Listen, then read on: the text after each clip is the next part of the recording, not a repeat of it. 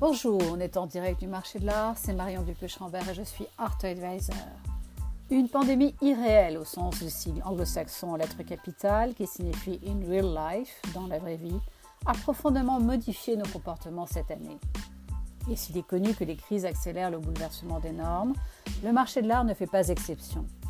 Distanciation et gestes barrières obligent, il est en train de se convertir encore plus largement et rapidement aux nouvelles technologies. Et tous les acteurs du marché de l'art s'accordent à le dire, cette pandémie est véritablement disruptive dans le sens d'une profonde remise en question des conventions généralement pratiquées et d'une vision nouvelle, créatrice de produits et services parfois radicalement innovants. Longtemps épargné par le numérique, car jugé à tort comme souvent incompatible, le marché de l'art depuis quelques années avait néanmoins entrepris sa mutation, portée notamment par le développement des ventes d'œuvres d'art en ligne, en très forte croissance depuis 5 ans. Autre fait sociétal révélateur pour le marché de l'art, le click and buy devient un comportement d'achat en ligne généralisé sur Internet. Ainsi, dans le marché de l'art, l'arrivée d'acteurs de tous ordres au sein de plateformes, d'agrégateurs de contenu ou de sites de e-commerce, tout ou partie dédiés à l'art, a induit cette transformation numérique aux côtés des maisons de vente plus traditionnelles qui ne sont pas en reste avec leurs enchères en ligne, leurs ventes en direct sur Internet et bientôt retransmises à la télévision pour Sotheby's par le canal de Museum TV.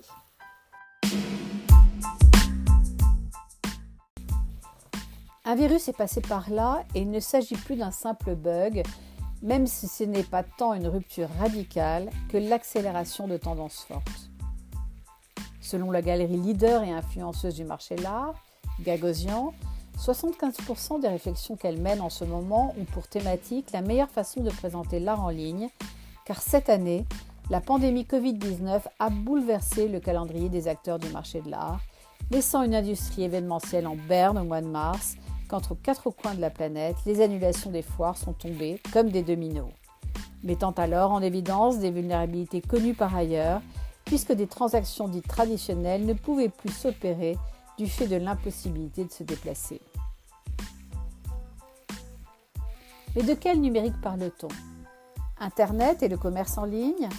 Ou l'utilisation d'autres technologies comme la réalité virtuelle qui immerge son utilisateur dans un environnement généré par un ordinateur,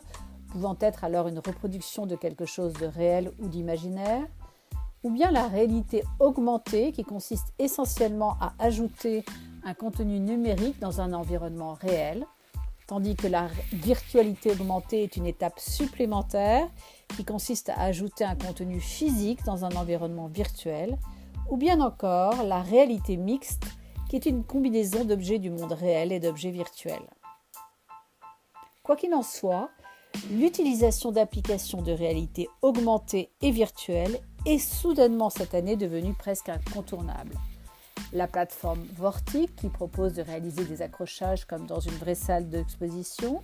la galerie Other & Weird qui a lancé une nouvelle division Art Lab avec un outil de réalité virtuelle et a annoncé le projet d'un programme de résidence numérique afin que les artistes puissent utiliser aussi cette technologie, ou bien encore la galerie Listen qui s'est associée à Augmente, une application qui permet en 3D de véritablement s'approprier l'objet à distance, notamment le retournant pour l'observer comme si on le tenait réellement, en sont des exemples très concrets.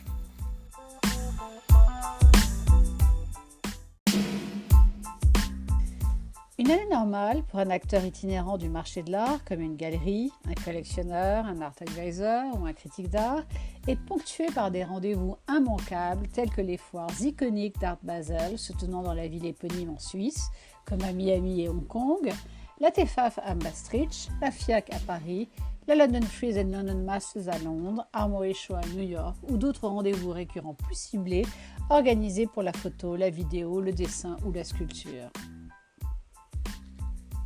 Mais depuis mars 2020, presque toutes les foires, à l'exception majeure d'Art Paris en France au Grand Palais, ont été annulées ou bien organisées dans une version plus réduite avec moins de galeries et des salles de visionnage en ligne, les fameuses viewing rooms qui sont en réalité des sites web plus ou moins élaborés, faisant dire aux experts du marché de l'art qu'un changement systémique est en train de s'opérer, même s'il était attendu et que si ce n'était pas cette crise, cela en aurait été une autre qui l'y aurait forcé. le marché de l'art étant pointé du doigt depuis quelque temps, entre autres pour son empreinte carbone trop élevée. Incroyable mais vrai, les galeries Blue Chip sont des galeries de premier ordre comme Gagosian, Metro Pictures, Leeson, Hauser & Wirth, Tadeusz Ropac, Perrotin ou Kamel Mennour, qui se concentrent sur la vente d'œuvres d'artistes renommés, créant ainsi les tendances du marché du fait de leur influence, n'avaient pour certaines jamais organisé de vente en ligne avant la pandémie, car leur principal frein à l'époque se résumait en une seule croyance, à savoir ce qu'elles pensaient être la valeur maximale de l'œuvre qu'elles pouvaient vendre en ligne. Or, avec la sécurisation des transactions en ligne notamment et le développement de certaines technologies au service du marché de l'art comme la blockchain, ce plafond de verre a finalement été brisé.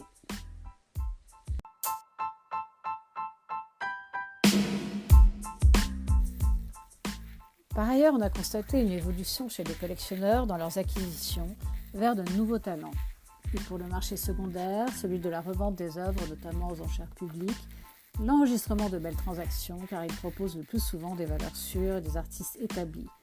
tandis que d'autres acteurs, essentiels sur le marché primaire, s'efforcent de soutenir les artistes émergents avec des œuvres à des prix plus attractifs, arguant à raison que si leurs ventes diminuaient, les revenus de ces artistes en souffriraient et la création artistique mondiale en serait véritablement impactée. Enfin, les foires d'art internationales, auxquelles participe le top 100 des galeries mondiales, ont dû accélérer leur présence en ligne avec une offre systématique de viewing rooms ou de salles de visionnage en ligne, particulièrement adaptées à l'ère de cette pandémie, maintenant que les principaux acteurs de ce marché ne peuvent plus voyager aussi librement.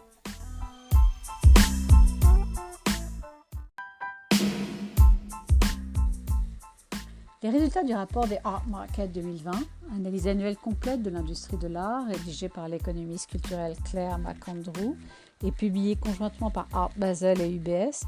révèlent des tendances importantes au-delà de démontrer que le virage en ligne était déjà en place avant la pandémie, comme des tournants décisifs qui ont été pris pour s'adapter à une nouvelle normalité depuis. Notamment par les galeries et les foires, car en comparant les 6 premiers mois de 2020 à la même période en 2019, ces galeries ont vu la valeur de leurs ventes diminuer de 36% en moyenne, et ce sont évidemment les plus petites qui ont enregistré les plus fortes baisses. Par ailleurs, l'année dernière, les galeries d'art avaient réalisé 45% de leurs ventes annuelles grâce à des événements tels que les foires d'art, et leur annulation a eu de fait pour conséquence de réduire radicalement leur volume de vente par ce canal au cours du premier semestre 2020 pour atteindre une moyenne de 16% contre 46% en 2019. Ce même rapport qui constatait antérieurement comment le secteur avait résisté au défi de 2019, à savoir la guerre commerciale entre la Chine et les États-Unis ou la perspective de Brexit, mais également en lumière la transformation numérique nécessaire de ce secteur économique singulier pour sa survie, révélant aussi que les ventes aux enchères ont chuté de 49% au cours du premier semestre 2020, mais de façon très inégale entre les maisons traditionnelles et les opérateurs de vente renommés comme Christie's, Sotheby's ou bien Philips, dont les ventes aux enchères en ligne au cours du premier semestre 2020 ont quant à elles plus que quintuplé par rapport à 2019 pour atteindre la somme de 370 millions de dollars. Enfin, effet majeur, la part des ventes en ligne globales est passée de 10% des ventes totales en 2019 à 37% au premier semestre 2020. En ce qui concerne l'avenir, la plupart des galeries prévoient que les ventes dans les foires d'art ne s'amélioreront pas au cours du second semestre 2020, même si l'enquête a indiqué que la plupart des collectionneurs les plus fortunés comptaient rester très actifs sur ce marché, 92% ayant déjà acheté une œuvre d'art au cours des 6 premiers mois de l'année. Et malgré les restrictions en vigueur, une majorité d'entre eux espéraient assister à des foires ou des expositions tant au niveau local qu'à l'étranger. Enfin, et c'est la bonne nouvelle pour le marché de l'art, 59% de ces collectionneurs ont estimé que la pandémie du Covid-19 avait accru leur intérêt pour l'acquisition d'œuvres de talents nouveaux.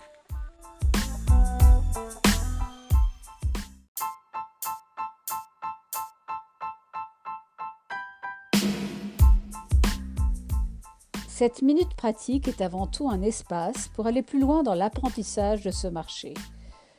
Alors imaginons aujourd'hui que vous souhaitiez participer à une acquisition d'œuvres, une foire ou une vente aux enchères grâce aux technologies numériques précitées. Sachez tout d'abord que les œuvres sur le marché primaire, soit au moment de leur première vente, bénéficient de stratégies en ligne différentes de celles de leurs homologues sur le marché secondaire, soit au moment de la revente, avec de nombreuses nuances de gris entre elles, du fait notamment du management des artistes émergents, qui restent particulièrement sensibles, ces derniers n'ayant encore pas de marché établi. Et que par ailleurs, des galeries proposent des sites web attractifs et innovants, organisant parfois des vernissages sur leur compte Instagram ouverts à tous, ou créant des événements tendances comme la galerie Gagosian avec sa série Artist, qui s'intéresse à un nouveau talent du marché primaire par semaine et propose à l'acquisition une de ses œuvres en ligne pendant maximum 48 heures, faisant le buzz à tous les coups. Et plus encore que Instagram, Facebook, YouTube ou Zoom sont devenus les nouveaux partenaires des acteurs du marché de l'art, permettant de suivre l'actualité des salons, des foires ou des expositions en galerie, de faire une première sélection d'œuvres ou bien d'assister à des talks ou conversations avec des personnalités du monde de l'art. Enfin, dans la vraie vie, n'oubliez pas que pour la plupart des œuvres d'art, elles sont en exemplaires uniques ou à tirage très limité, et que c'est toujours l'amateur d'art le plus réactif qui l'emportera. Alors restez en veille sur vos réseaux préférés pour suivre cette actualité.